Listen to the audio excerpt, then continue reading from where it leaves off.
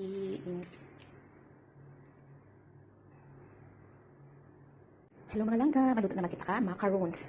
Nag-prepare ako di ka half butter, half lang nga butter, kag 2 eggs i-add ko di. Egg na to expired dun, pay wajud na sa mga Pinoy yung mga expired. And then coconut powder. Ang mga nagamit ko nga condense, kag half lang ka butter. Pwede naman siya ako na hulmahan, di makali madam online. Now, ang nabutan ko di condense pa lang ka butter, so i-wait ko nga mamelt ang aton nga butter kag condense. Hay ang butter ko, wajud na tunaw mayo. Kag ang condense nga half dia halin sa refri cold ang daya halin sa storage box. So in-melted lang natin. Bali nag-add ko ka egg pero ay dun ko ga-add ka sugar. Ay pero tika tamis ang condense ng daya. Okay na depende man daya sa mga ibang nagabuhat na sugar pa.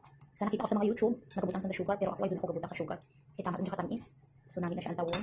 I-mix dun natin ang coconut powder. So bali ko ginubos siya isa ka pack ng coconut powder ay do ka duro. Tira ka grams duro.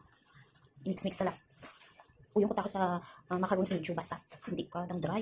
So ang magiging mo nga 1 and 1 half nga condense. So amo tayo ya aton nga macarons i-fold mako dun tuya. Amo diya nga texture. Hindi siya tama ka dry, hindi man tama ka basa. Tama lang. Ya iba ka butang ka vanilla ko ako ay hindi ko kasahog. Tares, itaw ko sa mga friend ta karon tomorrow. Tawan tayo mga friend ta sa school. Kay nang chop suey din tawag man sa mga friend ta sa school. Happy tummy. Macarons i-bake natin. Sabi, ask mo si Amalia kung gusto niya.